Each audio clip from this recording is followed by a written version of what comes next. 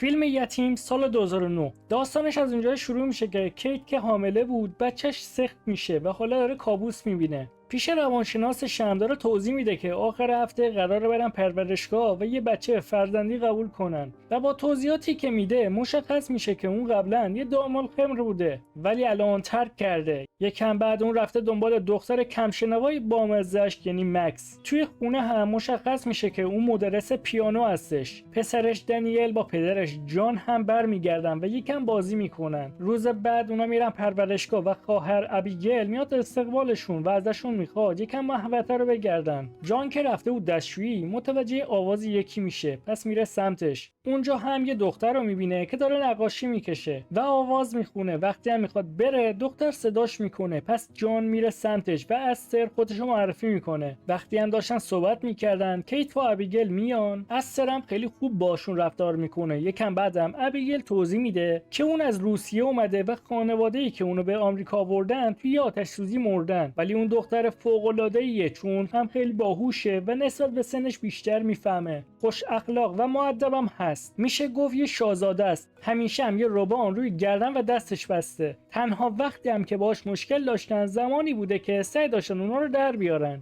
جان و کیت هم که از استر خوششون اومده اونا به فرزندی قبول میکنن. 3 هفته بعدم میان دنبالش تا ببرنش خونه. توی ماشینم اون سعی داره زبان اشاره یاد بگیره تا بتونه با مکس ارتباط برقرار کنه. وقتی هم میرسن مکس میاد، پس با زبان اشاره خودشو معرفی میکنه. داخل خونه هم با مادر بزرگش باربارا آشناش میکنن، ولی دنیل مشخصا زیاد از استر خوشش نمیاد. استر که پیانو رو میبینه میگه خیلی دوست داره یاد بگیره. یکم بعدم اونا دارن کادوهای استر رو بهش میدن و خیلی بهش توجه میکنن که باعث حسودی کردن دنیل میشه. پس با دوستاش میرن به خونه درختیشون. یکم بعدم باربارا درباره مکسی از کیت سوال میکنه، جوری که انگار مکسین افتاده توی رودخونه و اینجا مشخص میشه که کیت به خاطر مشروب خوردنش و اتفاقی که برای مکسین افتاده از کارش اخراج شده. شبش هم کیت و جان سعی میکنن با هم بخوابن. بیرونم داره رعد برق میزنه. استر میره بالا سر مکس. بعدش هم با مکس میاد تو اتاق جان و کیت. وقتی هم میگه میخواد پیش جان بخوابه اونا هم قبول میکنن. روز بعدم موقع رفتن به مدرسه استر همچین لباسی پوشیده. کیت اولش مخالفت میکنه ولی بعدش قبول میکنه. تو مدرسه هم برندا لباسشو مسخره میکنه. یکم بعدم وقتی استر داره با مکس روی رودخونه یخزده بازی میکنه کیت ازشون میخواد از اونجا دور بشن. شبش هم وقتی کیت همون برای استر آماده کرده میخواد بره که استر در قفل میکنه، ولی کیت ازش میخواد در قفل نکنه. استر هم پیشنهاد میده آواز بخونه تا کیت بدون حالش خوبه. اونم قبول میکنه. پس میره لباسای استر رو بذاره تو کشوش که گیر میکنه و وقتی بررسی میکنه یه دفتر پیدا میکنه و از توش یه عکسی میفته. همین لحظه هم صدای استر قطع میشه. وقتی هم عکس و دفتر رو میذاره سر جاش استر دوباره میخونه. توی مدرسه هم دوباره برندا اذیتش میکنه و باعث میشه که برگای انجیلش بریزن روی زمین. وقتی هم داشته جمعشون میکرده برندا میاد نزدیکش و روبان گردنش رو دست میزنه که اون شروع میکنه به جیغ کشیدن و دیوونه بازی. توی خونه هم کی داره سعی میکنه به استر پیانو یاد بده و بهش دفتر خاطرات خودش رو نشون میده که عکس استر و مکس هم توشه. استر درباره جسیکا میپرسه، همون بچه‌ای که سخت کرده بود قرار بود اسمشو بذارن جسیکا. کیتون رو میبره تو گلخونه و یه کارت یاد بود نشونش میده که پشتش کلی رز سفید هست و کیت توضیح میده خاکستر جسیکا رو اونجا پخش کرده و اون رز سفید خیلی براش ارزشمنده. استر هم اشکش در میاد، پس همو بغل میکنن. روز بعد توی پارک بازی استر متوجه برندا میشه که اونجاست. یه زنی هم میاد سمت جان و باهاش یکم لاس میزنه. یکم بعدم برندا جایی که استر نشسته بود رو نگاه میکنه ولی اون غیبش زده. اون میره دنبالش میگرده، برای همین میره بالای سرسره. وقتی هم اونجاست استر میاد هولش میده و اون پرت میشه پایین. مکس هم استر رو میبینه. توی خونه هم استر میگه فقط داشتیم بازی میکردیم. وقتی هم از مکس میپرسن میگه سر خورد. وقتی هم استر میخواد دعا کنه مکس هم کارشو تکرار میکنه. اونا که شروع میکنن غذا خوردن، دنیل به نحوه غذا خوردن استر گیر میده و بهش توهین میکنه.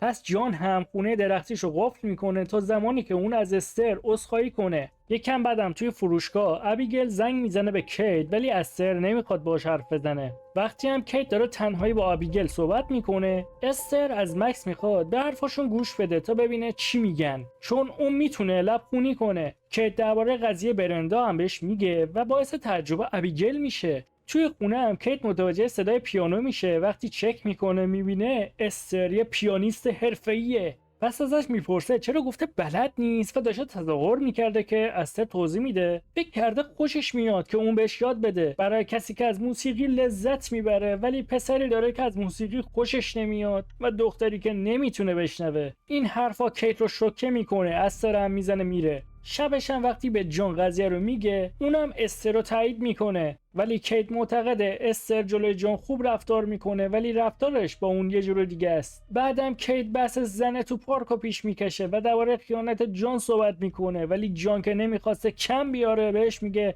من قبلا بهت یه فرصت دوباره دادم، که باعث میشه بیشتر با هم بحث کنن. روز بعدم ابیگل میاد تا درباره چیزایی که در مورد استر پیدا کرده بهشون بگه که انگار هر اتفاق بدی میفته استر همون دور و بر بوده. جان سعی داره ازش دفاع کنه ولی کیت میخواد بدون داستان چیه و درباره مشکلاتی که با استر داشته میگه. استر هم که داشته گوش میداده میره از مکس میخواد که کمکش کنه. وقتی خودش چکش برمیداره، مکس هم کلیدا رو پیدا میکنه و وقتی میبینه کلید گاف صندوقم هست بازش میکنه که یه اسلحه هم داخلشه. ابیگل داره میره که مکس و استر هم میرن سر پل قایم میشن. استر به مکس میگه فقط قراره بترسونیمش که دیگه برنگرده، ولی وقتی ابیگل نزدیک میشه مکس رو هول میده تو جاده و ابیگل تو لحظه آخر فرمونو میچرخونه. ابیگل میاد ببینه حال مکس خوبه یا نه که استر با چکش میزنه تو سرش. بعدم اونو میبرن بیرون جاده و ابیگل که هنوز زنده است سعی میکنه فرار کنه ولی استر بازم با چکش میزنتش. توی خونه درختی هم خودشونو تمیز میکنن و چکش رو همونجا قایم میکنن. مکس رو هم تهدید میکنه که به خاطر کمک بهش میفته زندان، پس نباید به کسی چیزی بگه. دنیل که اونا رو میبینه قایم میشه، ولی استر که متوجه شده بود شبش وقتی خوابیده میره بالای سرش و ازش میپرسه چی دیده و تهدیدش میکنه اگه چیزی به کسی بگه دخلشو میاره. روز بعدم وقتی استر رو برده بود پیش دکترشون، جوری رفتار کرده که انگار با کیت به مشکل خورده و دکترم کلا میکشه رو کیت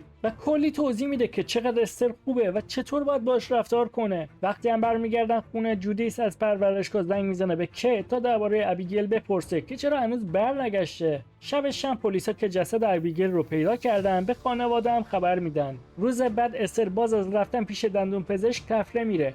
پس جان میگه اگه باهاش نقاشی بکشه نیازی نیست بره مدرسه. وقتی هم دارن صحبت میکنن استر جوری رفتار میکنه که انگار کیت ازش خوشش نمیاد، ولی جان ازش میخواد که یه کاری کنه اون خوشحال بشه. شبش هم استر روز سفیدی که قبلا کیت گفته بود خیلی براش ارزش دارن رو چیده و میده بهش که باعث عصبی شدن کیت میشه، پس به سمتش حمله میکنه. جان هم میگه تقصیر اونه که گفته یه کار کنه کیت خوشحال بشه. یکم بعدم استر میره توی کارگاه و با یه پیچگیر دست خودشو میشکونه. توی تخت شم جان رو صدا میکنه که وقتی چک میکنه میبینه سیاه و کبود شده، پس میبرتش بیمارستان. جان استر رو میخوابونه توی تخت خودش. کیت که اینو میبینه هرسش میگیره و میگه اصلا دستشو سفت نگرفتم که بشکنه، اما جان باور نمیکنه و ازش میخواد که بره طبقه پایین بخوابه. کیت هم میره یه مشروب فروشی و 2 بطری شراب میخره. توی خونه هم با خودش کلنجار میره، ولی در آخر یکی از بطری‌ها رو میریزه توی ظرفشویی. روز بعد بچه‌ها رو میرسونه مدرسه.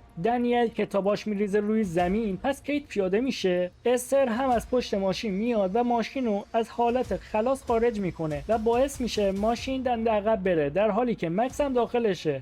ولی خوشبختانه اتفاق جدی نمیفته.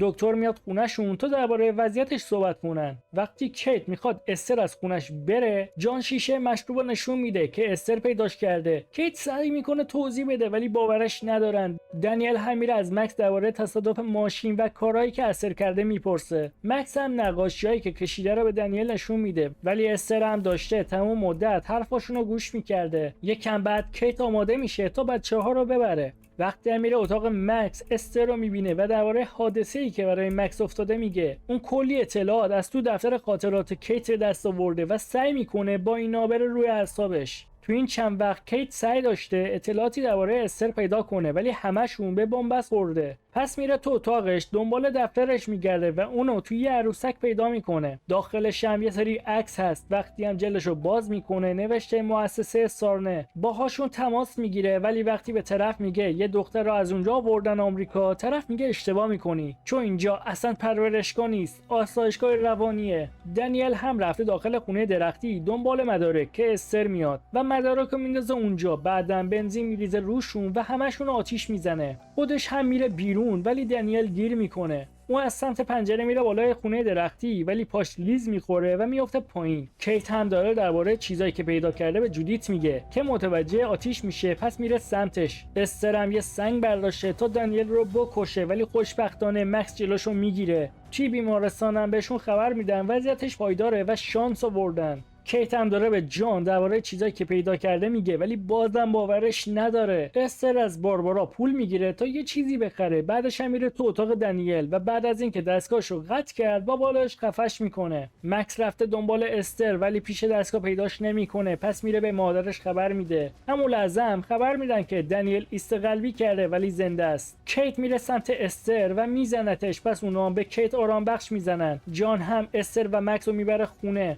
استر هم که انگار عروسی ننشه آرایش کرده و لباس شیک پوشیده. بعدم میاد کنار جان میشینه و سعی میکنه اغواش کنه، ولی جان دست رد بهش میزنه و ازش میخواد کارهای مسخره‌شو تموم کنه. یکی هم به کیت زنگ میزنه و خودشو دکتر مؤسسه سارنه معرفی میکنه و ازش میخواد به پلیس زنگ بزنه و بچه‌هاشو از استر دور کنه. بعدن درباره استر توضیح میده که اون دختر بچه یه زن بزرگساله که به خاطر یه بیماری نادر رشدش توی 10 سالگی متوقف شده و شاید شبیه دختر کوچیک باشه، ولی در واقع یه زن بالغه که الان 33 سالشه و یکی از خطرناکترین بیماراشون بوده که 7 نفر رو کشته. حتی برای اینکه بتونن نگهش دارن تا به خدمه صدمه نزنه، اونو میبستن و برای اینکه خودشو آزاد کنه گردن و دستشو زخمی کرده که الان با روبان میپوشونتشون. بازم دکتر توضیح میده که اون کل زندگیش خودشو جای دختر بچه جا زده، حتی یه خانواده رو فریب داد تا به فرزندی قبولش کنن. وقتی هم نتونست پدر خانواده رو اخفال کنه، کل خانواده رو کشته و خونه رو آتیش زده. استر که دیوونه شده اتاقش رو به هم میریزه. جان که صداها رو میشنوه میاد داخل اتاقش که میبینه نیست. اتفاقی رنگی که با ماورای بنفش نشون داده میشه رو میبینه. وقتی هم اتاقش رو چک میکنه نقاشی‌های لختی خودش با استر رو میبینه. بعدش هم میره تلفن رو جواب بده که برقا قطع میشه. تو همین حینم کیت داره میاد سمت خونه و سعی داره با جان تماس بگیره ولی نمیتونه. استر هم چند باری جان رو چاقو میزنه. بعد میره سراغ گاف صندوق و اسلحه رو برمیداره. کیت که میرسه خونه میبینه شوهرش مرده، پس میره دنبال مکس ولی پیداش نمیکنه. توی همون چک میکنه که استر با اسلحه به سمت شلیک میکنه. کیت فرار میکنه. وقتی هم استر میره دنبالش بگرده پیداش نمیکنه. کیت که رفته بالای پشت بوم متوجه شکستن گلدون توی گلخونه میشه. وقتی چک میکنه میبینه مکسه. استر هم صداشو شنیده میره سمتش. استر که مکس رو پیدا میکنه کیت میپره روش. مکس هم میاد و بعد از برداشتن اسلحه با هم فرار میکنن. پلیسا که میان مشخص میشه استر هنوز زنده است و با چاقو به سمت مادر دختر حمله میکنه. اونا میافتن روی رودخونه که روش یخ زده و با هم درگیر میشن و یخ میشکنه و میافتن توی آب سرد. اونجا باز هم با هم درگیر میشن. کیت استر رو میزنه و خودش رو میرسونه روی سطح آب. استر پاشو میگیره و خودش رو میکشه بالا. کیت هم یکی میزنه گردنشو میشکنه و میفته توی آب. پلیس هم پیداشو میکنن و فیلم تموم میشه. نتیجه اخلاقی فیلم هم هر کسی رو از روی ظاهر قضاوت نکنید، بدون شناخت به کسی اعتماد نکنید. لایک و سابسکرایب فراموش نشه. تا ویدیو بعدی هم خداحافظ.